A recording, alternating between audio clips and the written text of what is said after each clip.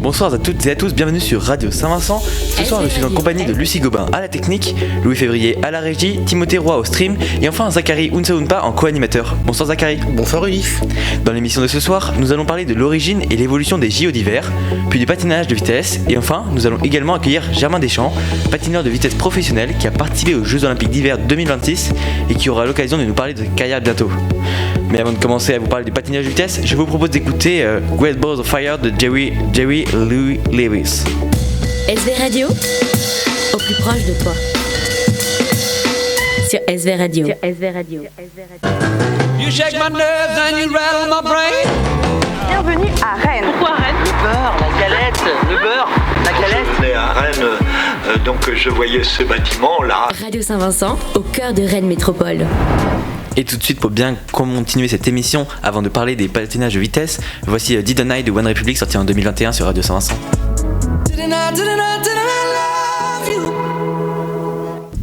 Radio Saint-Vincent, au parc du Tabor. RSV, Made in Brest. Radio pour toi. Et comme promis, il est temps de parler du patinage de vitesse à part son évolution et son origine. Tout d'abord, le patinage de vitesse est un sport d'hiver qui consiste à parcourir une distance sur la glace le plus rapidement possible. Contrairement au patinage artistique, le but n'est pas de faire des figures, mais simplement d'aller le plus vite possible. Comme beaucoup de sports sur glace, le patinage de vitesse trouve ses origines dans les pays du nord de l'Europe. Dès le Moyen-Âge, les habitants des Pays-Bas utilisaient des patins pour se déplacer sur les canaux gelés pendant l'hiver. Les premiers patins étaient très simples, et ils étaient souvent fabriqués avec des os d'animaux attachés sur les chaussures. Peu à peu, ces déplacements se transforment en compétition, les gens commencent à organiser des courses sur les lacs et les canaux gelés. Les Pays-Bas deviennent alors l'un des centres les plus importants de ce sport. Au XIXe siècle, le patinage de vitesse se développe encore davantage. En 1889, les premiers championnats du monde officiels sont organisés. Le sport devient alors progressivement plus structuré, avec des règles précises et des distances de course définies. Mais dites-moi Ulysse, quels sont les différents formats aujourd'hui ? Aujourd'hui, il existe plusieurs formats principaux dans le patinage de vitesse. Le premier est le patinage de vitesse sur longue piste. Les patineurs courent sur un anneau de 400 mètres et partent généralement par deux, chacun dans sa ligne. Le but est de réaliser le meilleur temps possible sur différentes distances. Il existe aussi le short track, ou patinage de vitesse sur piste courte. Dans ce format, la piste est plus petite et plusieurs patineurs courent en même temps. Les courses sont donc plus tactiques avec des dépassements et souvent des chutes. Enfin, il existe aussi des courses de longue distance, parfois organisées sur des lacs ou de très longues pistes. Dans ces épreuves, l'endurance devient très importante car les patineurs doivent maintenir leur vitesse longtemps. Avec le temps, le matériel et les techniques ont aussi beaucoup évolué, les patins sont devenus plus légers et plus performants. Dans les années 1990, une innovation importante apparaît, le clap skate. Ce type de patin possède une lame qui se détache du talon pendant la poussée, ce qui permet aux patineurs de pousser plus longtemps et donc d'aller plus vite. Les combinaisons des patineurs ont également évolué. Elles sont aujourd'hui conçues pour réduire la résistance de l'air et améliorer la vitesse sur la glace. Tout est pensé pour gagner quelques centièmes de seconde. Ainsi, un moyen de transport utilisé autrefois pour traverser les canaux gelés est devenu un véritable sport de compétition basé sur la vitesse, la technique et l'endurance. Aujourd'hui, le patinage de vitesse continue d'évoluer et de passionner les amateurs de sports d'hiver dans le monde entier. SV Radio, au plus proche de toi. Sur SV Radio. Et maintenant, nous allons enchaîner avec Supermodel de Maneskin avant de retrouver la météo sur Radio Saint-Vincent avec Zachary Unsaunpa.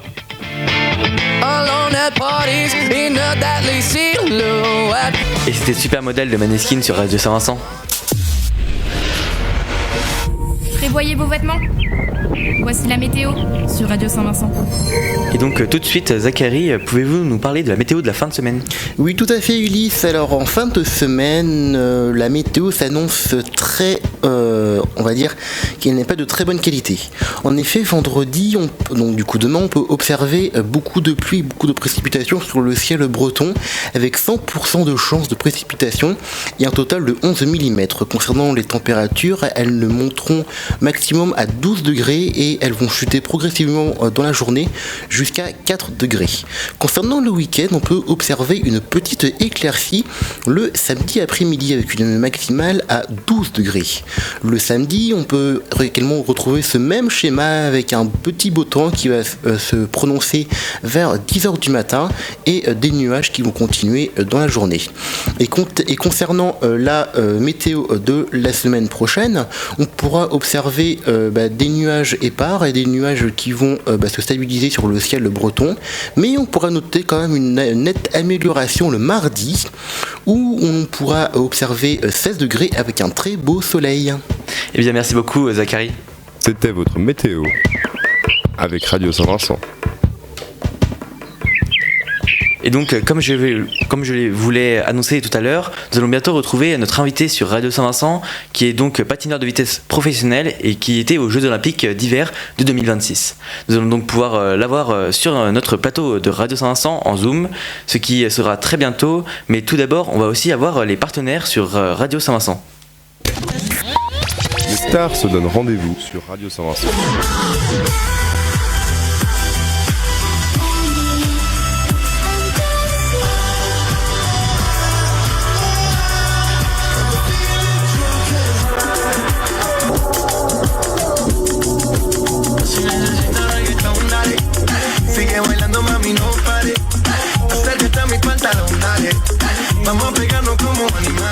Radio Saint-Vincent. Et donc on se retrouve tout de suite avec Zachary pour vous parler un peu des sports d'hiver. Zachary, avez-vous déjà pratiqué des sports d'hiver comme le ski par exemple ? Oui, j'ai déjà pratiqué du ski. Justement, j'en avais parlé avec Estelle dans une précédente émission et j'avais dit que j'avais fait du ski en CM2. Donc quand même, si je me souviens bien, ça remonte à peut-être 8-9 ans, je pense. Donc oui. Et le patinage, vous êtes à l'aise avec ? Alors le patinage, justement, vous faites bien d'en parler parce que en tant qu'interne à Saint-Vincent, on a des sorties organisées par l'Appel et justement hier et aujourd'hui, il y a sortie patinoire et donc oui, j'ai fait. C'est un grand mot, mais j'ai fait de la patinoire. Eh bien, merci beaucoup Zachary. Et d'ailleurs, je tiens aussi à vous rappeler que bientôt ce sera le bol de riz, le vendredi 3 avril. Et donc, il y a aussi une émission à voir de l'année dernière, réalisée par Lucie Gobin, sur le bol de riz et l'association Madagascar. Mais tout de suite, avec nos partenaires sur Radio Saint-Vincent. SV Radio. Et ta journée déborde d'ambiance.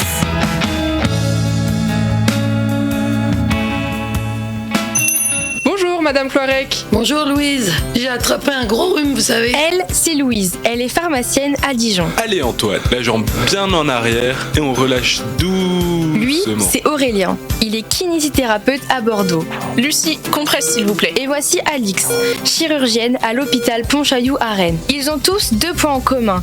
Ils sont passionnés par leur métier et ils sont tous heureux d'avoir fait confiance aux cours Galien de Rennes. Dès le lycée, ils ont choisi les cours Galien pour les aider à trouver les bonnes méthodes de travail. Ils ont suivi les cours de cette fabuleuse école pour ne pas se retrouver seuls lors de la première année de médecine qui est difficile. Moi, les cours Galien m'ont appris à m'organiser et surtout à me concentrer. Moi, je retiens surtout la qualité du suivi individuel. Ça m'a apporté énormément. Des fiches de cours, des entraînements, un coaching mental. La méthode Optimed qui est proposée par les cours Galien est tout simplement fabuleuse. Galien Rennes, c'est LA prépa de référence à Rennes avec 65% des admis l'année dernière. Ne passez pas à côté de votre réussite et rendez-vous sur cours-galien.fr.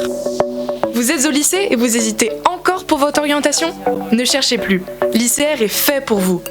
L'Institut catholique de Rennes propose un panel de licences post-bac. Droit, histoire, lettres, AES, anglais. Ces parcours apportent un vrai plus. Ils sont faits pour tous les goûts et ouvrent vers l'international. Les atouts de l'ICR ? Les cours en petits effectifs, un suivi du contrôle continu, des stages, une ouverture vers le master.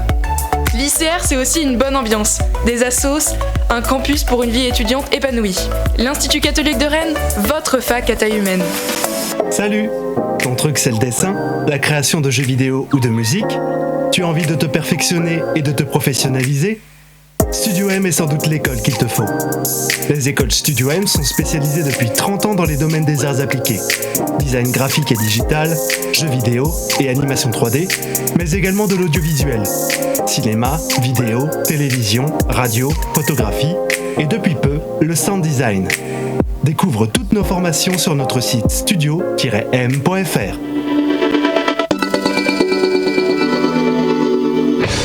Un max de tubes pour un max d'ambiance sur RSV.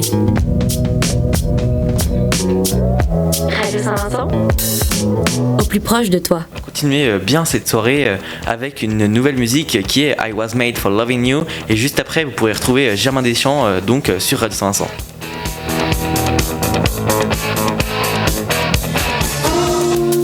Radio SV, le meilleur du son. Et comme annoncé tout à l'heure, nous nous retrouvons avec Germain Deschamps. Pouvez-vous nous présenter ? Bonsoir, moi c'est Germain Deschamps, je suis patineur professionnel en roller de vitesse et maintenant en patinage de vitesse sur glace. Maintenant ça fait 5 ans pour le patinage de vitesse sur glace et pour le roller j'ai commencé à l'âge de mes 2 ans. Et comment avez-vous découvert ce sport ? Qu'est-ce qui vous a fait commencer ? Alors le patinage de vitesse sur glace, c'est Alexis Contin qui était aussi un Malouin qui a fait ce parcours du roller et aussi après sur la glace.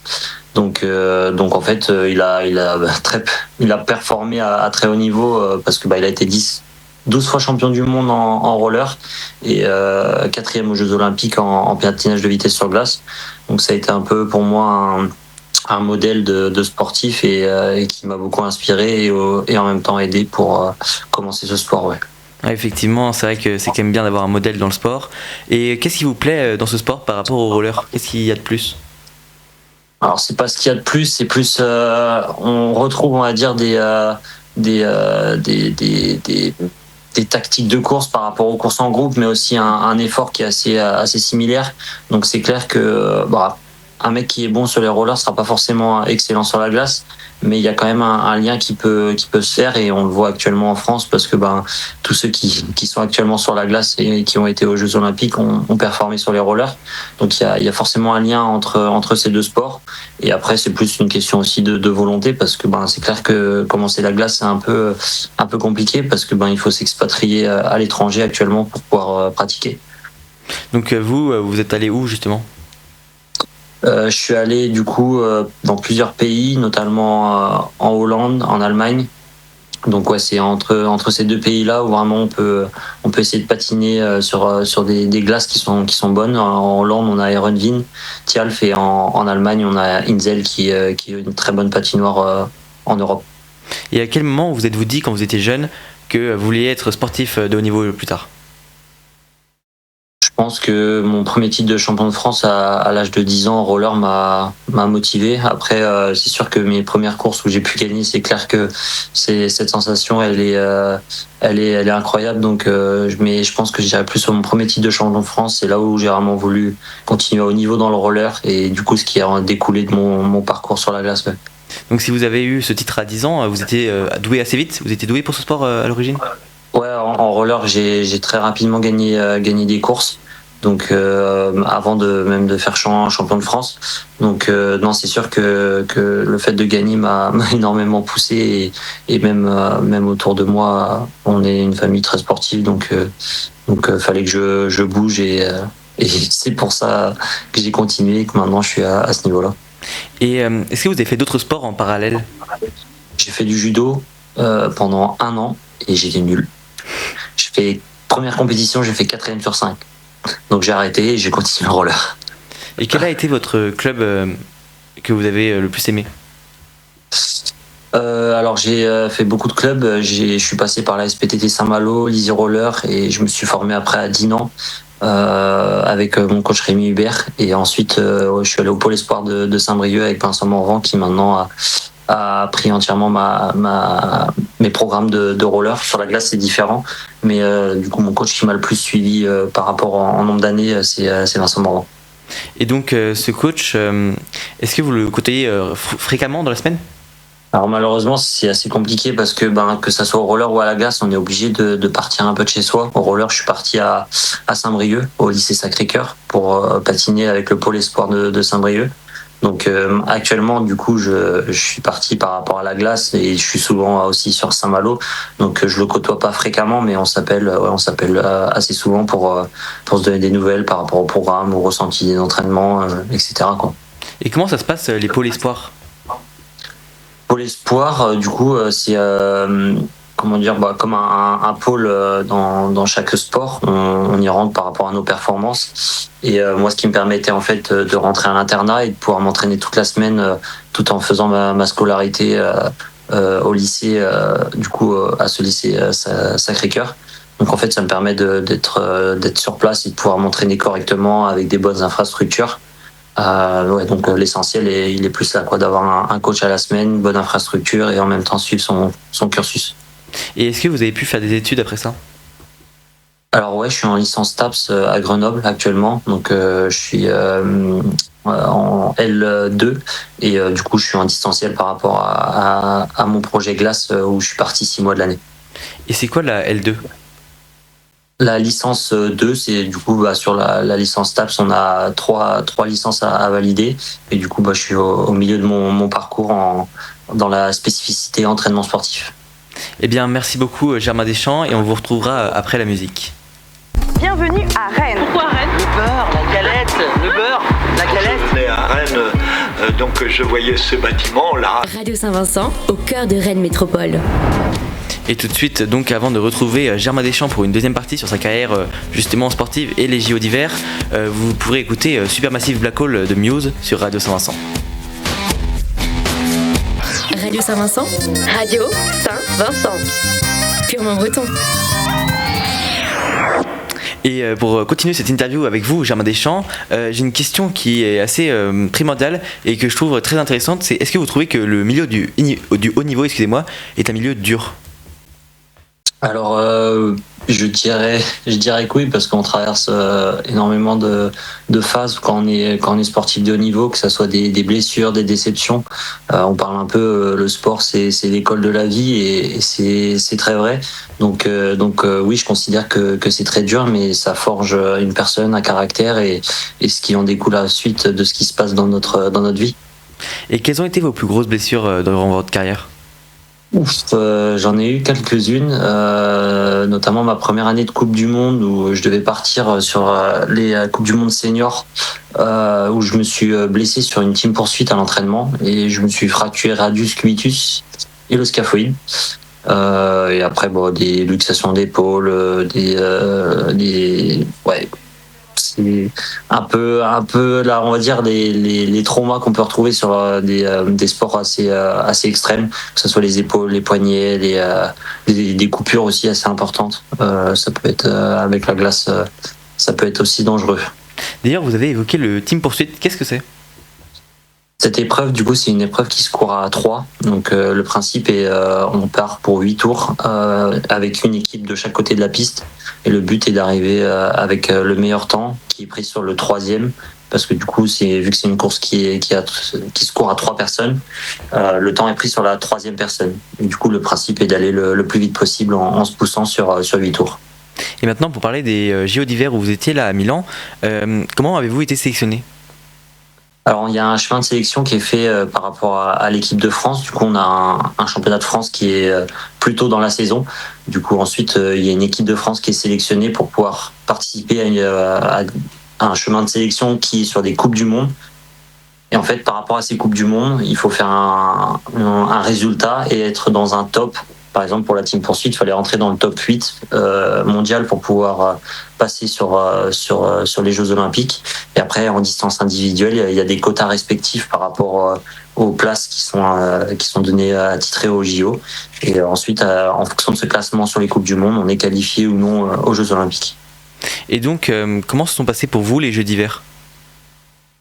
Eh ben, pour moi, ça a été une réussite parce que 2026, je voyais plus ça comme une année test, une année juste prendre de l'expérience. Du coup, une qualif était déjà une très bonne option pour 2026, mais avec une performance en plus. Donc, pour la team poursuite, on fait 5e. Donc, non, pour moi, c'est une réussite ces Jeux Olympiques, que ça soit dans l'expérience, dans le résultat, dans un peu tout ce qu'on peut découler de ces Jeux. Et c'était par équipe durant les championnats ? Enfin, pendant les épreuves ? Pour moi, ouais, la team poursuite, ouais, j'ai couru cette distance, donc c'était une distance par équipe. Et c'est quelle distance ? Alors en mètres, je sais pas, parce que on dit pas sur cette distance, on dit la team poursuite et en général, du coup, nous, on calcule en échangeant un tour sur 2, parce qu'on change de ligne. Du coup, la team poursuite, elle se court que sur l'anneau intérieur, donc on ne calcule pas ça en cette distance en mètres, mais on sait les références par rapport au temps, par contre. Et qui ont été vos partenaires ? Alors mes partenaires, c'était Valentin Thiebaud et Timothy sur les Jeux, et il y avait Giovanni Trebuta qui a pu courir aussi, qui était remplaçant, et après on a toute l'équipe avec Mathieu Belloir aussi qui s'entraîne avec nous tout au long de l'année. Donc on est 5 5 à s'entraîner ensemble, mais on est 3 sur la piste. Comment se passe aussi la préparation physiquement et mentalement des épreuves ? Alors la préparation mentale, c'est assez propre à chacun. Chacun doit estimer ses besoins ou non en préparation mentale. Donc on peut avoir aussi, grâce à notre fédé, des préparateurs. Donc on a aussi notre préparation physique qui est faite par justement des coachs. Donc on s'entoure au sein de notre fédération et c'est par exemple pour la préparation mentale, c'est vraiment au besoin. Et la préparation physique, on a des programmes respectifs si on est plus ou moins sprinter ou fondeur, parce que le programme doit être différent. Un sprinter ne va pas faire les mêmes programmes qu'un mec qui fait de la longue distance. Et est-ce que vous pouvez nous dire si vous faites du sprint justement ou de la longue distance ? Alors moi je suis un profil plus marathonien du coup par rapport au roller. Donc sur la glace je suis un mec qui va courir le 5 km, le 10 km, voire des marathons, mais bon cette distance c'est pas olympique sur le patinage de vitesse sur glace. Donc je suis plus sur de la longue distance. Et enfin pour terminer, quels sont vos prochains objectifs ? Alors là, clairement, il y a du coup 2030, les JO de 2030 qui sont dans le viseur. Maintenant, là, moi, je viens de reprendre le roller, donc j'ai une grosse saison roller qui m'attend. Donc, j'aimerais bien aller au bout de cette saison avec un titre de champion d'Europe sur le marathon en roller et aller au championnat du monde aussi pour disputer la gagne sur le marathon. Eh bien, merci beaucoup Germain Deschamps d'être venu sur le plateau de Radio Saint-Vincent. Donc, je rappelle que vous êtes patineur de vitesse et que vous avez participé aux Jeux Olympiques d'hiver 2026 et peut-être aux prochains Jeux Olympiques d'hiver avec un peu de chance. Bonne soirée. Merci, au revoir. Radio Saint-Vincent. Secoue-toi les tympans. T'es branché sur RSV.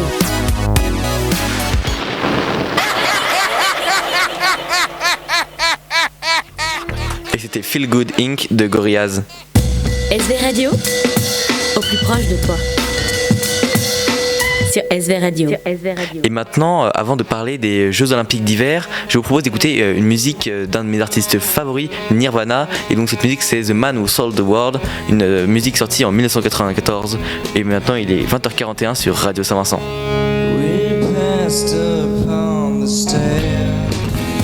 SV Radio, au plus proche de toi. Sur SV Radio.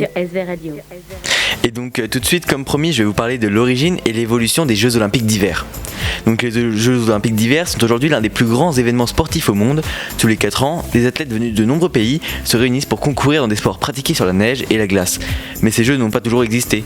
Au départ, il n'y avait que les Jeux Olympiques d'été, relancés en 1896 par le Français Pierre de Coubertin, après une longue pause depuis l'Antiquité. Cependant, au début du XXe siècle, les sports d'hiver deviennent de plus en plus populaires, surtout dans les pays du nord de l'Europe et dans les régions montagneuses. On commence alors à organiser des compétitions internationales de ski, de patinage ou encore de bobsleigh. En 1924, une grande compétition est organisée à Chamonix, en France. À l'origine, elle s'appelle la Semaine internationale des sports d'hiver. Elle réunit plusieurs disciplines comme le ski, le patinage ou le hockey sur glace. L'événement rencontre un grand succès et un peu plus tard, le Comité international olympique décide de reconnaître cette compétition comme les premiers Jeux olympiques d'hiver de 1924. Au fil des années, les Jeux d'hiver évoluent et accueillent de plus en plus de sports. Par exemple, le ski alpin apparaît en 1936 lors des Jeux organisés à Garmisch-Partenkirchen. Excusez-moi, le nom est assez compliqué. Plus tard, on voit arriver de nouvelles disciplines comme la luge dans les années 1960, le biathlon ou encore le snowboard à la fin du XXe siècle. Les Jeux Olympiques d'hiver ont aussi beaucoup évolué sur le plan technologique et médiatique. Au début, peu de personnes pouvaient suivre les compétitions. Aujourd'hui, grâce à la télévision et Internet, des millions de spectateurs regardent les épreuves dans le monde entier. Les cérémonies d'ouverture et de clôture sont également devenues de véritables spectacles qui mettent en valeur la culture du pays organisateur. Les performances des athlètes ont également énormément progressé, les équipements sont devenus plus modernes et les méthodes d'entraînement plus scientifiques. Les sportifs vont plus vite, sautent plus loin et réalisent des figures de plus en plus impressionnantes. Les stations de ski et les pistes sont aussi mieux séparées pour garantir des conditions optimales de compétition. Enfin, les Jeux Olympiques d'hiver continuent encore aujourd'hui d'évoluer. De nouvelles disciplines peuvent apparaître afin d'attirer un public plus jeune et de refléter les pratiques sportives modernes. Aujourd'hui, les Jeux Olympiques d'hiver sont donc bien plus qu'une simple compétition sportive.